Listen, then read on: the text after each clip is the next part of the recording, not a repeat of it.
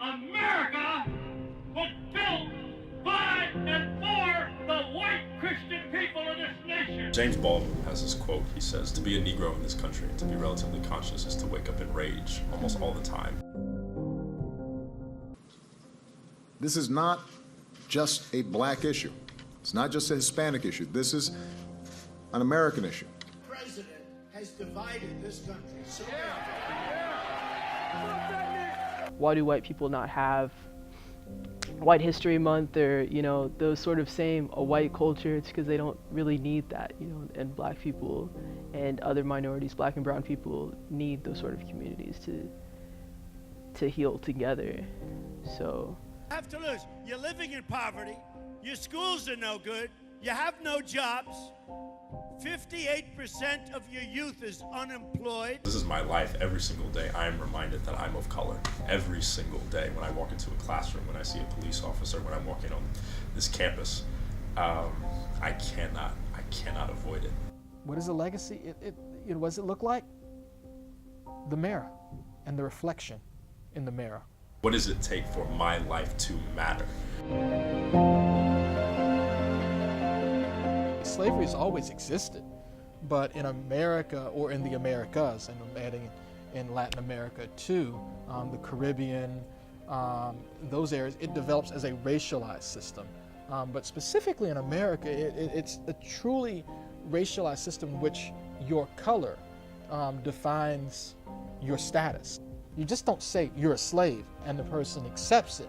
Slaves don't accept it, but you have to have a series of structures and set up in which you basically ensure that that population is completely controlled legally, socially, economically. I can't just say you're going to be a slave, but you're equal to me. I have to dehumanize you. I have to dehumanize your culture. You dehumanize the place that they come from. You dehumanize them. You classify them as less intelligent. You classify them as unable to make it if you were not, quote, protecting them.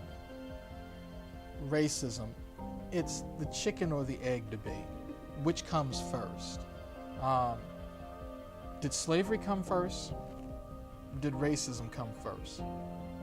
Or did they emerge kind of parallel to each other? Some historians have argued that they did not have the same kinds of prejudices that would develop. Did slavery develop first? Did racism happen first?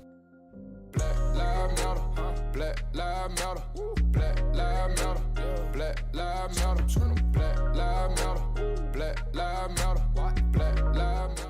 I wake up and I go to class and, oh my God, I'm the only, student of color there. And you're just like, goodness gracious, right? And then, I walk out of class, I get in my car and I drive. I just want to, go get something to eat. And I'm not doing anything wrong. And I see a police officer and I'm scared. To walk in the streets with my kids with me. I mean, face the reason. Tell them why. Those attitudes change very slowly, especially when they're reinforced by a community that all upholds, it's like groupthink that upholds those values. And maybe even if people don't have those values, they're around people who do. So what happens with them? They're quiet. So I have found myself surrounded by a lot of different other types of minorities. I would say predominantly Hispanics. And I usually, not usually, 100% of the time, I make sure if I'm friends with somebody, then we see eye to eye about important issues like race. So I make sure that they are not anti-black. But when I interact with them, like I have a close friend, and I noticed that her background was obviously different from mine. And the ways in which I noticed is that she did start out anti-black, but she didn't know that she started out anti-black. So she would say the N-word around me, and that was something that I have to check. And now she's at a point where she's checking other, minorities, other Hispanics in her community. When they say her boyfriend says it, and she makes sure that she checks him and all the rest of her friends and her family. So I do see that rivalry in a way, but not in a malicious sort of way, and more out of ignorance. Like, you're in a marginalized group and I'm in a marginalized group, so why can't we both share this? Why is it different? But I think it's important to realize the ways in which our struggles are different and be there in solidarity, but not try to take on each other's struggles. You know, use it as a reason to say the N-word or, you know, stuff like that. Humans seem to have a remarkable way of finding ways to separate them from the other. Jealousy and envy and hatred.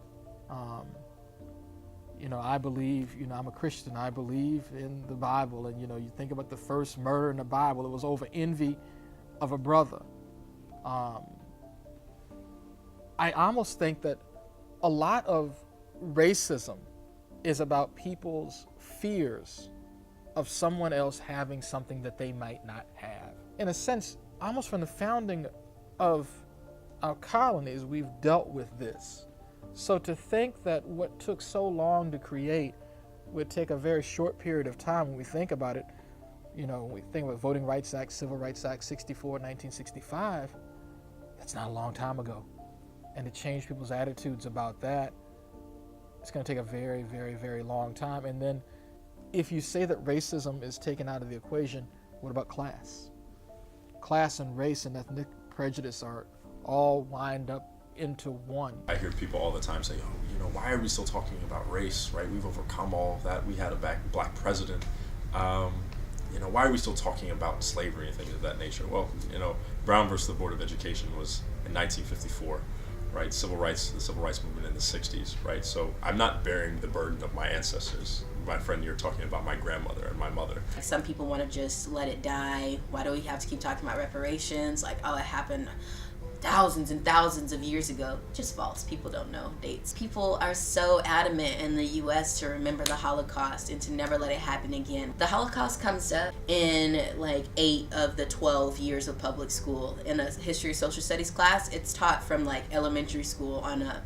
And it didn't even happen on our continent. And slavery is taught not in 8 out of 12 public schools. And it happened like in our country. We need to recognize our privilege and practice humility.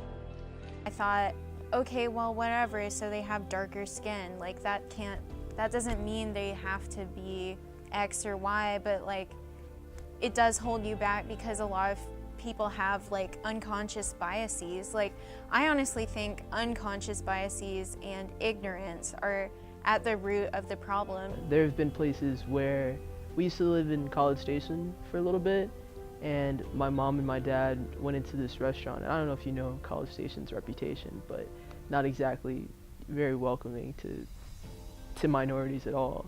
Maybe that's changing over the years, but this was back in the late 90s, so my mom and my dad, early 2000s, but around that time, they walked into this restaurant and you could hear like a pin drop once they walked in. And I think the manager or something asked them to leave because they were making all the other patrons uncomfortable. So that was 2000s, you know, late 90s. So people aren't that comfortable with the idea of interracial anything. I just didn't think that it was still an issue. I thought, okay, we've had the civil rights movements, everything is fine, so it is how it is. This is just how it shakes out, I guess, whatever. But then I realized there are such disparities, especially in the incarceration system. Like, it's basically the new Jim Crow laws. I don't really feel like racism manifests itself in my my daily life. I mean, it doesn't, but at the same time, because my mom is Mexican and my dad is white, so sometimes it's kind of awkward because I'll be with like my twin brother who looks Hispanic and I look white, and it's like, I don't know if people could tell we're brothers or we're related or like how that all works. I think it's important to acknowledge, because I don't really think it's something I've done before I've come to college, that because I'm biracial, I do have advantages that maybe black people don't have. So I think about the color of my skin. I think that the color of your skin, you know, definitely has an effect on the way people treat you. I think that colorism is something that I hadn't encountered until I talked to darker skinned people about it and realized the ways in which I was treated, you know, compared to the way they were treated. Other advantages, I feel as if there's a definite culture and community with being black, and I feel like I really get to take advantage of that in the fullest in the way that maybe other people can't. So there's a campus culture that I feel more connected to. There's a larger culture that I feel more connected to, and I feel more informed on issues of race because it's something that I have to experience on the day-to-day.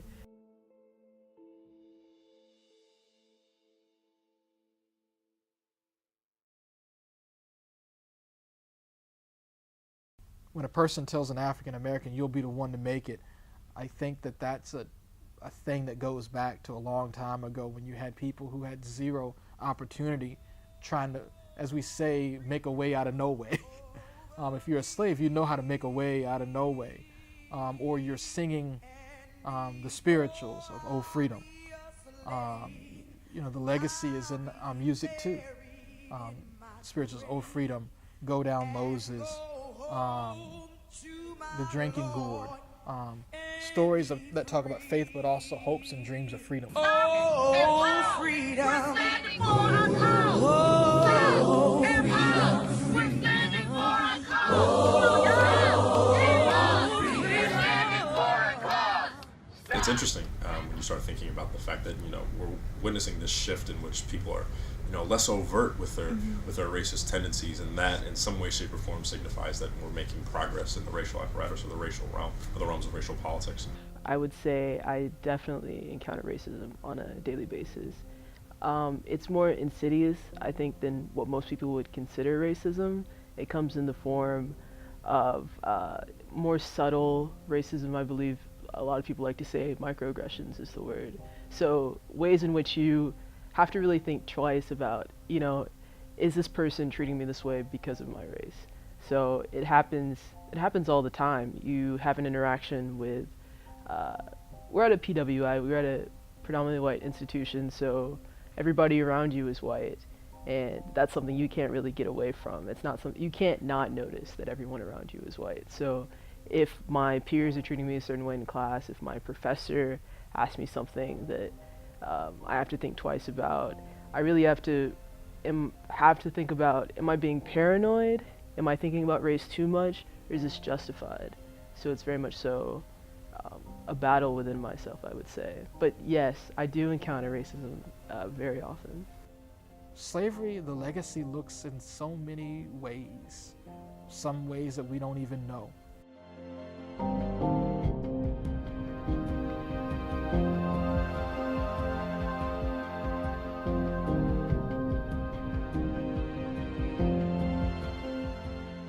We really need to be talking about implicit bias, because a lot of it is, if I were just to ask you, would you treat me this way if I were white? And oftentimes, in fact, the majority of the time, and almost every time, the answer is no. Boom, boom, boom, boom. I was afraid, right? It's just, goodness gracious. I no longer know what black people need to do to not get shot. Because I don't understand. You walk towards a policeman, you get shot.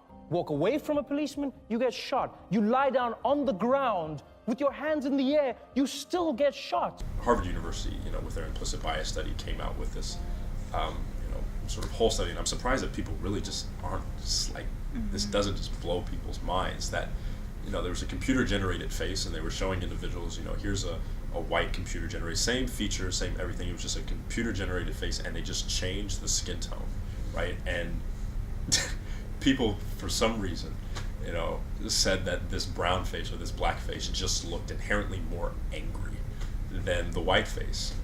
So when, a little black boy or a little black girl is pulled over, the fact of the matter is, the stats show this, that they're less likely to walk out of that situation alive when they engage with a police officer. I mean, like if a cop were to pull me over or something like that, like I don't think I would be as freaked out as say like a black person would or like a Hispanic person would. When we think about the legacy of slavery, sometimes when we're studying it, we get so tied into the numbers, but sometimes we forget that there are real people who are living in these situations. Race is in everything.